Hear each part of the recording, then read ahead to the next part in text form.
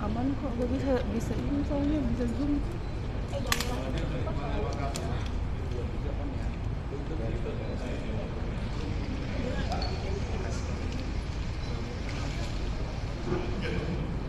Ini di pita merah. Maju aja kali kita ya? Jelek banget. Gede sama anak. Maju aja kali kita.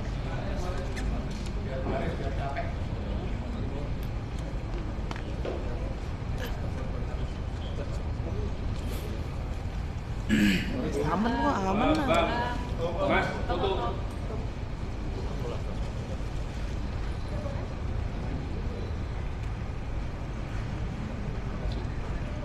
Dia mau ya.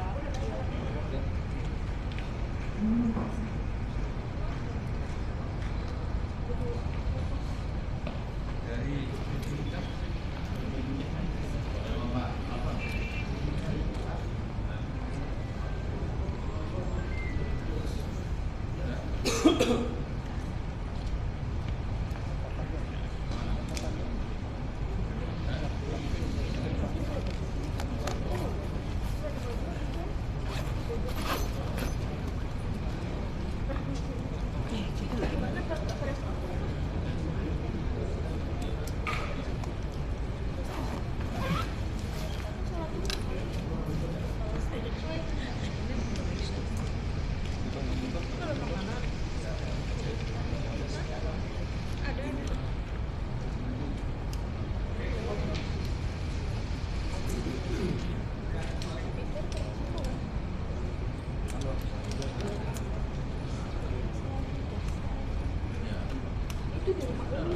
Percayakan sama kita, jangan banyak ngatur-ngatur, pusing kamu. Belum. Iya, iya. Ini sebelum korban. Kau bilang, jadi komandan yang gagap berani, gagap berani, pusing nanti orang kasihan.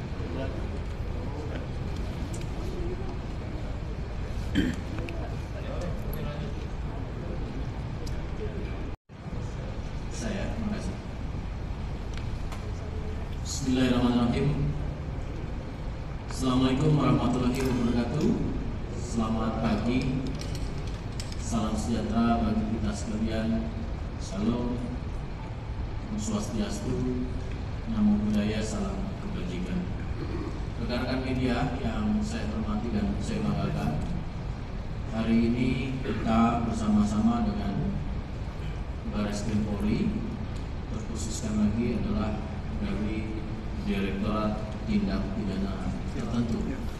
Bapak Direktur yang saya hormati di sini turut serta bersama kita, Bapak Brigadir Jenderal Polisi Nunung Saifuddin SIK MM, dan kemudian juga turut hadir di sini ada Bapak Budi Winarso selaku Direktorat dari Direktorat Jenderal Minyak dan Gas Bumi. Selamat datang, terima kasih Bapak. Yang saya hormati di sini juga hadir Kasubdit dan Kabakpen. Rekan-rekan media yang saya hormati, hari ini tepatnya adalah hari Kamis tanggal 22 Mei 2025, sebagaimana program Astacita pemerintah Bapak Presiden Republik Indonesia Bapak Prabowo, tentu segala gangguan, terutama adalah kejahatan dan gangguan-gangguan yang dapat juga mengganggu investasi serta juga gangguan-gangguan yang dapat mengganggu pertumbuhan atau peningkatan ekonomi, tentu ini menjadi atensi. Dan dalam program Astacita juga salah satunya juga terkait dengan beberapa tindak pidana yang perlu diatasi. Rekan-rekan, hari ini dari Direktorat Tindak Pidana Tertentu Barreskrim Polri akan menyampaikan terkait dengan tindak pidana atau dugaan tindak pidana penyalahgunaan gas bersubsidi.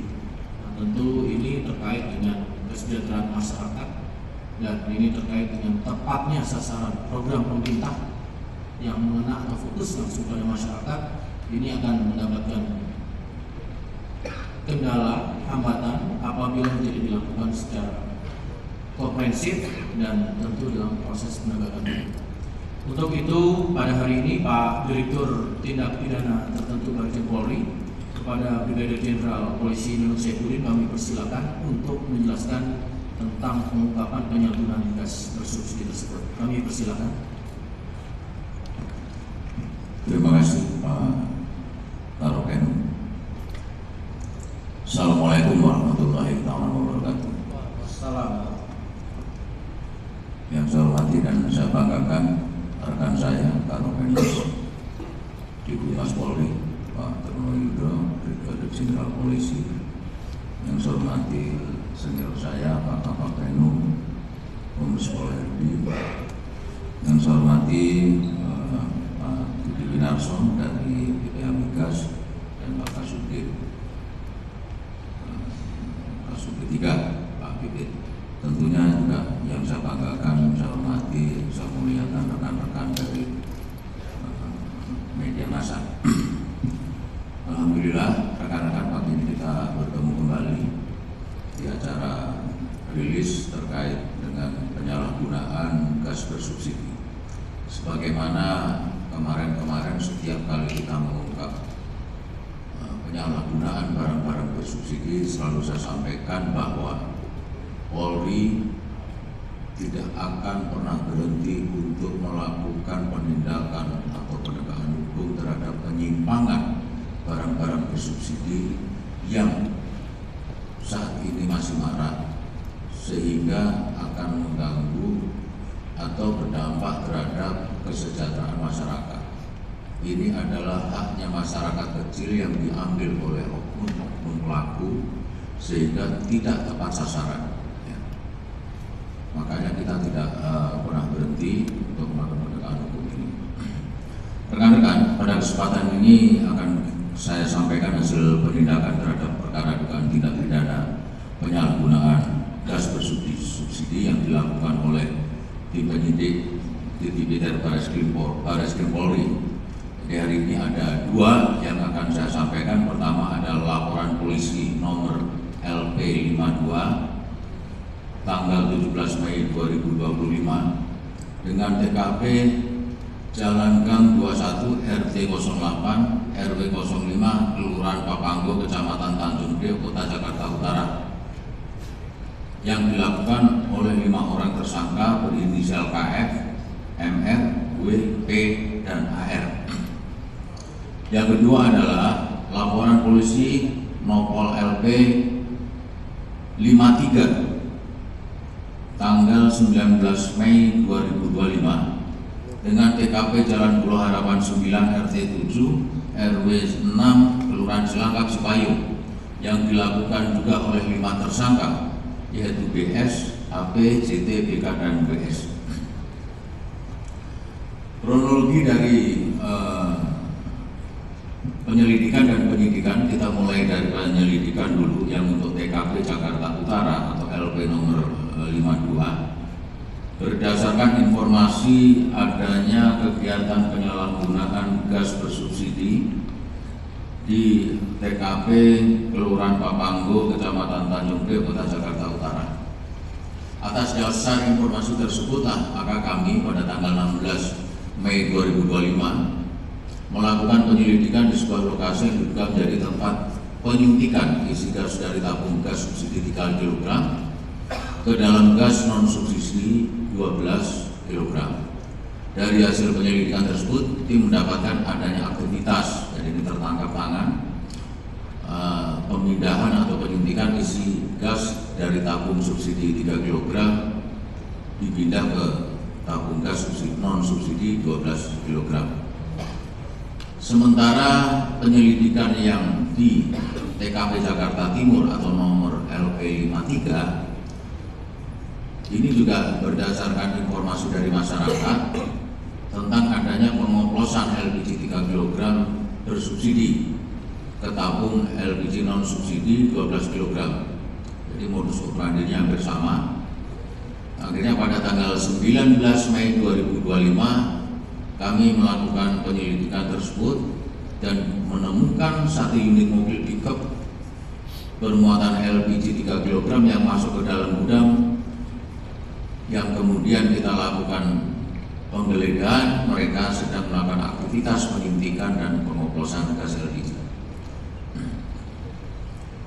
Untuk 2 TKP ini kemudian kita tingkatkan statusnya menjadi, kita naikkan menjadi penyidikan ya, karena sudah ditemukan adanya dugaan tindak pidana. Yang untuk TKP di Jakarta kita menyita 699 tabung gas subsidi dengan melakukan pemeriksaan terhadap 5 tersangka, yaitu KF, MR, W, P, dan AR. Barang bukti lain yang kita sita ada 6 buah regulator pendek, 1 bungkus klem selang, 4 buah obeng, 1 buah tang, 1 buah kunci Inggris, 5 buah kantong besar yang berisi tutup segel berkode tabung warna kuning, 1 buah kantong kecil yang berisi karet atau sil tabung gas, dan 1 buah timbangan elektronik. Kemudian kita juga menyita 2 unit mobil pickup sebagai alat angkut. Selain itu kami juga menyita 4 unit alat komunikasi berupa handphone merek Oppo. Dari penyitaan itu kita juga sudah mengamankan 2 buah buku catatan warna merah atau buku pembukuan, sehingga kita nanti bisa tahu sudah berapa lama mereka melakukan kegiatan ini. Yang untuk TKP Jakarta Timur atau yang LP 53 pada tanggal 19 Mei 2025 kita langsung naikkan ke penyidikan dengan memeriksa saksi yang kita amankan dan kita naikkan menjadi tersangka sebanyak 5 orang.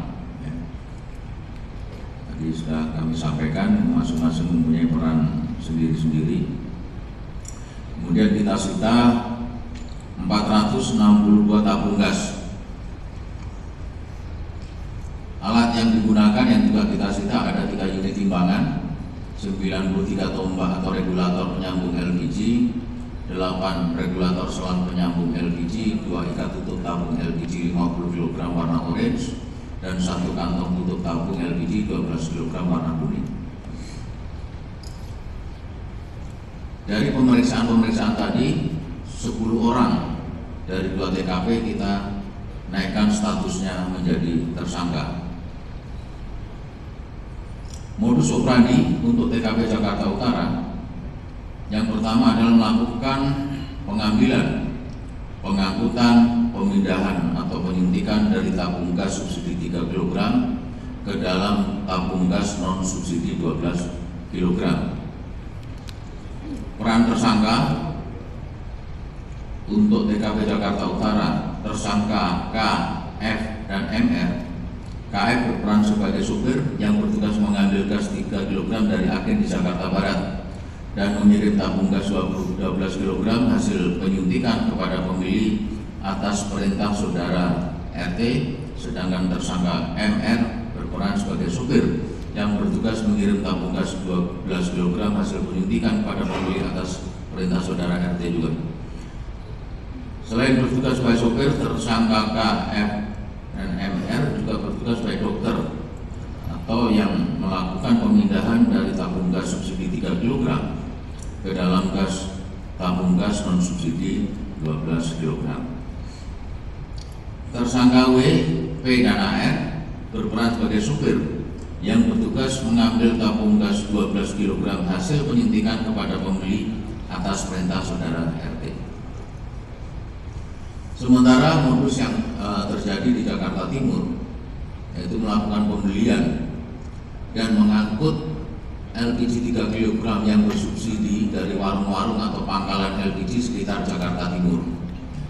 Kemudian menyuntikkan atau memindahkan isi ke tabung gas non subsidi dengan ukuran 12 kg, 50 kg, dan 5,5 kg serta menjualnya di berbagai wilayah di Jakarta. Peran para tersangka dari 5 tersangka ini masing-masing akan saya uraikan. Bahwa tersangka BS merupakan pemodal dan yang membiayai kegiatan penyuntikan atau pengoplosan LPG. Kedua, mengendalikan pembelian LPG 3 kg bersubsidi dan penjualan LPG hasil penyuntikan atau pengoplosan. Tiga, membayar gaji karyawan dan menyewa gedung. Yang keempat, memerintahkan seluruh karyawan melakukan penyuntikan atau pengoplosan. Peran tersangka HP, yang pertama sebagai dokter atau penyuntik gas LPG, dan juga memindahkan isi tabung LPG 3 kg ke tabung non subsidi 12 kg, 50 kg, dan 5,5 kg. Yang bersangkutan juga bertugas untuk memasang tutup gas LPG hasil penyuntikan dengan tutup yang terbuat dari plastik dan memiliki barcode. Peran tersangka JT adalah sebagai asisten atau pendamping dokter.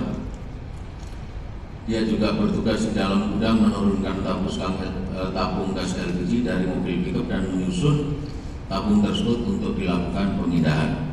Ketiga, menaikkan tabung gas LPG hasil suntikan ke atas mobil pickup.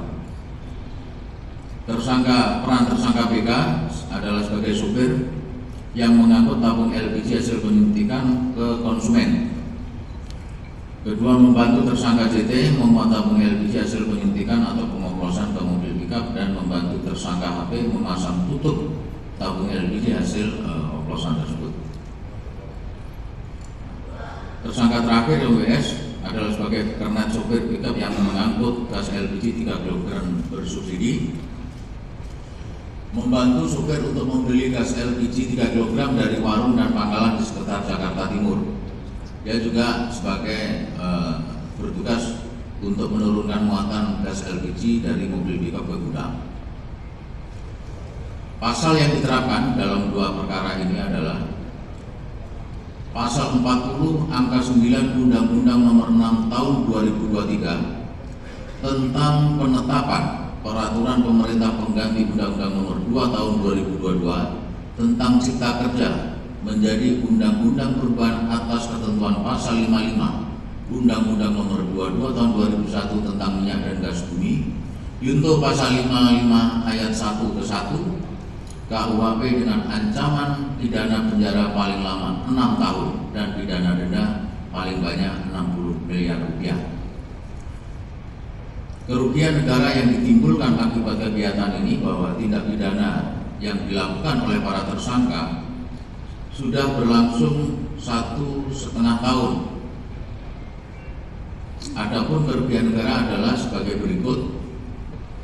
Untuk di TKP Jakarta Utara perkiraan sekitar 2.340.800.000. Untuk TKP Jakarta Timur sejumlah 14.460.600.000. Sebelum saya akhiri, saya akan sampaikan closing statement pada rekan-rekan sekalian bahwa komitmen kami penegakan hukum terhadap penyalahgunaan barang bersubsidi merupakan langkah strategis dalam menjaga keadilan pendistribusian energi nasional. Artinya bahwa barang-barang bersubsidi harus dapat tersalurkan kepada mereka yang memang berhak, harus tepat sasaran. Kami dari Detikiter Barreskrim Polri akan terus menindak tegas setiap pelaku yang mencoba merampas hak masyarakat dan merugikan negara. Itulah komitmen kami.